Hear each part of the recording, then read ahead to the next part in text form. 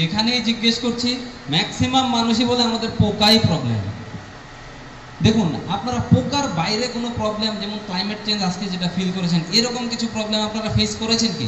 আচ্ছা, আপনারা যারা 20-25 বছর ধরে চা বাগান করছেন, কোনো দিন আপনারা মাটিটা কিভাবে উর্বর করা যায় সেটার কথা ভেবেছেন? মাটি হলো আমাদের মেইন বেস। মাটির উপরে একটা বাগান 50 বছরের বেশি থাকবে। আমাদের ক্ষুদ্র চা চাষির যে মানসিকতা কিছু আছে সেইগুলো পরিবর্তন ঘটাতে হবে। আমাদের প্রথম চিন্তাধারায় আসে, দেখুন, আমাদের যখনই পোকা আসে তখন আমাদের ঘুম ভাঙে, যখনই হেলোপেলটিস লাগবে, যখনই লুপার লাগবে তখন আমাদের ঘুম ভাঙে। দেখুন, ক্ষুদ্র চা চাষির, শুধু ক্ষুদ্র চা চাষি না, surveillance is the best defence, এটা মাথায় রাখবেন। Surveillance is the best defence. আমাদের প্রত্যেকজন ক্ষুদ্র চা চাষি যদি ডেইলি বাগানে এক পাও দেয়, আপনাদের ঔষধ ইউজের পরিমাণ 50% কমে যাবে। ডেইলি যদি আপনারা দেন, আপনাদের কি হয়, অফ সিজনে আমি দেখেছি, অফ সিজনে বাগানের দিকে তাকান না। অনেক ক্ষুদ্র চা চাষি নিজের বাগান তো লিজে দিয়ে রেখে দিয়েছে। অনেক ক্ষুদ্র চা চাষি যখন শুধু চিন্তা করে আমার বাগান থেকে পাতা কতটুকু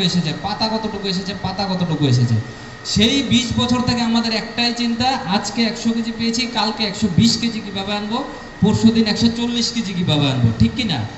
এই চিন্তাধারাটা আপনাদের চেঞ্জ করতে হবে। কিভাবে চেঞ্জ করতে হবে?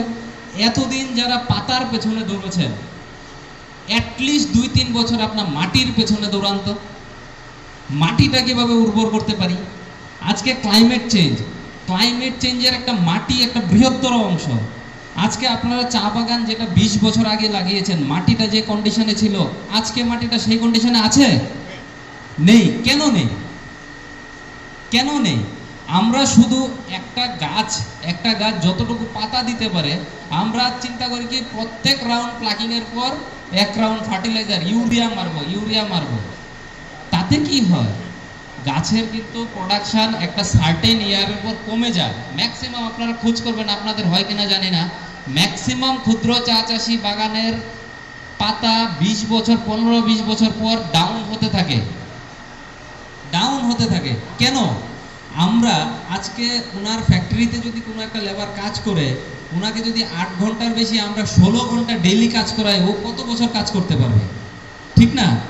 একটা বাগানেরও, একটা গাছেরও পাতা দেওয়ার একটা ক্ষমতা থাকে। আজকে ইউরিয়া দিলাম পাতা আনলাম, সেটা কিন্তু বেশি দিন টিকবে না। তাতে কি হচ্ছে? গাছের লংজিভিটি কমে যাচ্ছে।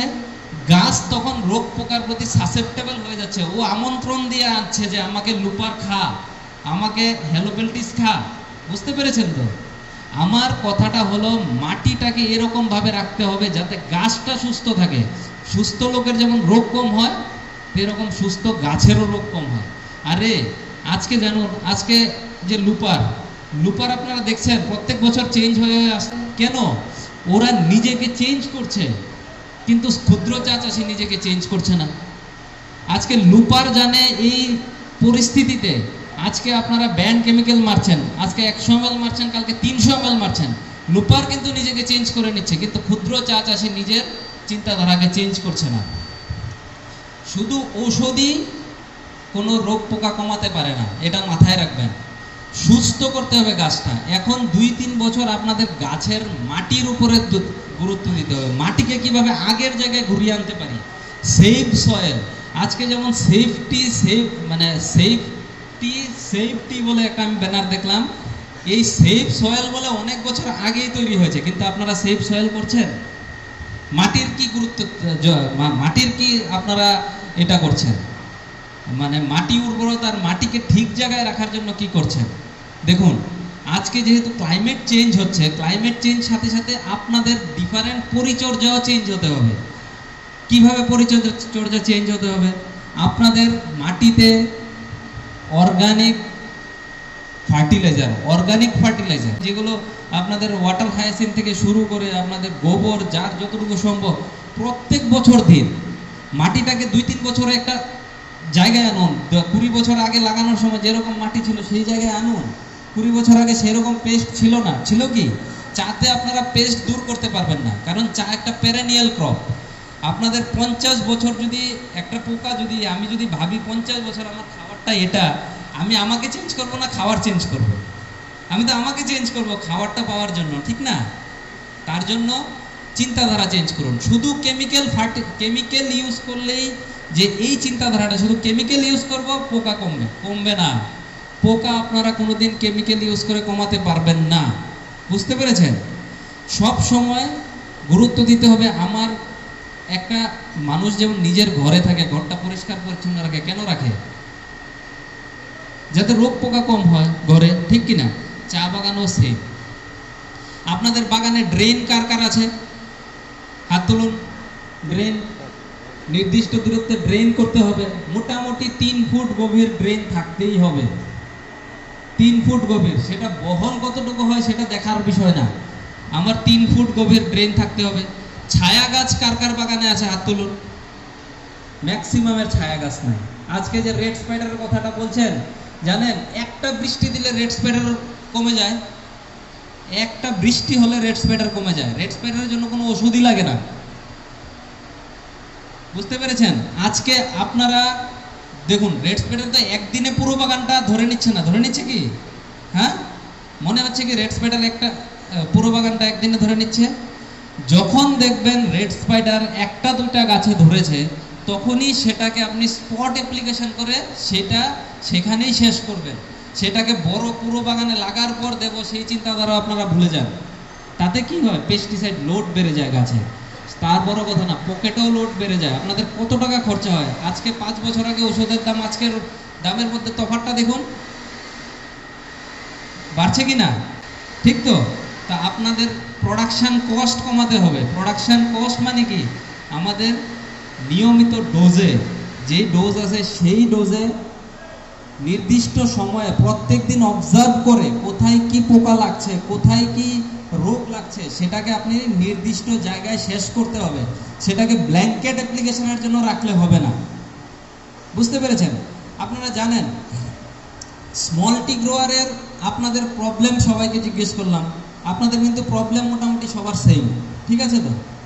মোটামুটি প্রবলেম সবার সেম, বাগানও সবার সেম, সবাই স্মল টি গ্রোয়ার, পাতাও সবার ফ্যাক্টরিতে আসে, প্রবলেম সেম, বাগানও রাখতে হবে ক্ষুদ্র চা চাষির, সব কিছু সেম, কিন্তু ম্যানেজমেন্ট সবার আলাদা, ঠিক কিনা? হ্যাঁ, বাগান করছেন সেম, প্রবলেমও সবার সেম, কিন্তু আপনাদের ম্যানেজমেন্ট সবার আলাদা।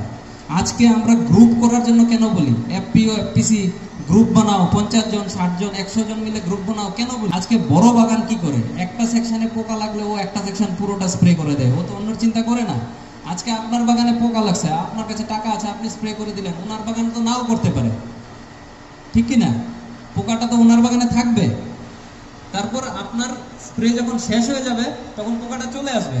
কয়েক বছর পর দেখবেন আপনার বাগানে পোকা লাগছে, ওনার বাগানে লাগছে না। কেন বলেন তো? ওনার গাছটা রেজিস্ট্যান্স তৈরি করে ফেলেছে, কারণ উনি পেস্টিসাইড মারছে না, আপনি রেগুলার মারছেন। তাতে কি হয়? দেখবেন আপনার বাগানে রেগুলার লাগছে। তার জন্য বলি, ক্ষুদ্র চা চাষি অ্যাটলিস্ট যাদের বাগান একসাথে আছে, ওরা যদি স্প্রেও করেন মোটামুটি একসাথে একটা রুটিন মেনে করতে হয়। না হলে কিন্তু কারোর বাগানে ভাববেন না যে আজকে আমার পয়সা আছে বলে আমি স্প্রে করে দিচ্ছি আমার কমে যাবে, এটা আপনার জন্য ভবিষ্যতে বিপদ নিয়ে আসবে। বুঝতে পেরেছেন তো?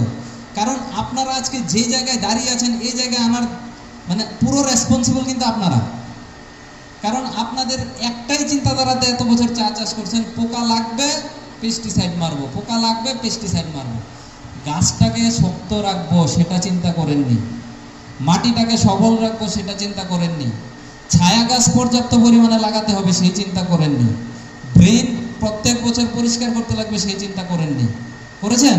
খুব কম লোকে করেছে। যারা করেছে ওদের প্রোডাকশন কিন্তু বাড়ছে, যারা করেনি 20 বছর পর প্রোডাকশন গাছ ধাপাক করে ছেড়ে দেবে। তখন আপনি যে গাছ উঠায় নতুন গাছ লাগাবেন সেই খরচা করতে করতে আর ওই মাটিতে গাছ উঠাতে উঠতে আপনাদের অবস্থা টাইট হয়ে যাবে।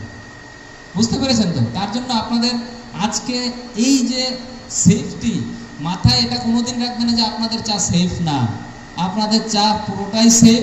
কিন্তু আপনারা যেই ম্যানেজমেন্ট এতদিন করছেন, যেই পরিমাণে পেস্টিসাইড স্প্রে করছেন সেটাকে আয়ত্তের মধ্যে আনতে হবে। সেটা আমরা কোনোদিন বলছি না সেটা মারবেনই না, সেটাকে আয়ত্তের মধ্যে আনতে লাগবে। সেটা আপনাদের ভবিষ্যৎটাকে ঠিক করবে। না হলে কিন্তু আপনি আজকে দাঁড়িয়ে যেটা বলছেন যে আমার এই পোকা প্রবলেম, 10 বছর পর দেখবেন পোকার জন্য আপনার বাগান রাখতেই পারছেন না।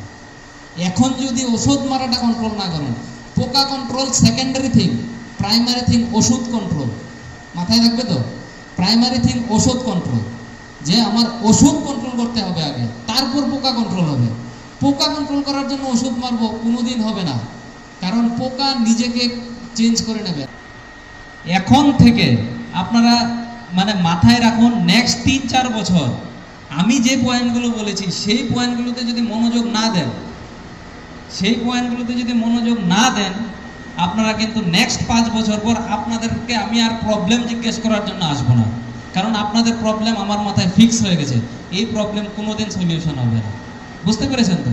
তার জন্য সেফটি, এটা নিশ্চিন্তে থাকুন। চা আজকে পর্যন্ত সেফ আছে, কিন্তু যেহেতু চা আন্তর্জাতিক একটা বিজনেস, সেটাতে 1000টা এজেন্সি লুক ওভার করছে, সেটা কতটুকু পেস্টিসাইড আছে কি আছে, তো আপনারা কিন্তু রাডারের মধ্যে আছেন, বুঝতে পেরেছেন তো? আপনারা রাডারের মধ্যে আছেন। কেউ যদি ভাবেন এই পেস্টটা মেরে আমি বেরিয়ে যাব, মানে এই ওষুধটা মেরে, কোনোদিন পারবেন না। 1000টা অর্গানাইজেশন আছে সেটা দেখার জন্য। তাই আপনাদের বলছি, এখন থেকে আপনাদের ভবিষ্যৎটা সুরক্ষা করুন, বুঝতে পেরেছেন? কারোর কিছু যদি জানার থাকে, জিজ্ঞেস করার থাকে, চা নিয়ে যে কোনো কিছু জিজ্ঞেস করার থাকে, আমি তো কিছুক্ষণ আছি, জিজ্ঞেস করতে পারেন। আর ধন্যবাদ আপনাদের এরকম একটা প্রোগ্রাম অ্যারেঞ্জ করার জন্য, আর ধন্যবাদ আপনারা শোনার জন্য, আলোচনায় অংশগ্রহণ করার জন্য। আমি পরবর্তী বক্তাদের থেকেও শোনার জন্য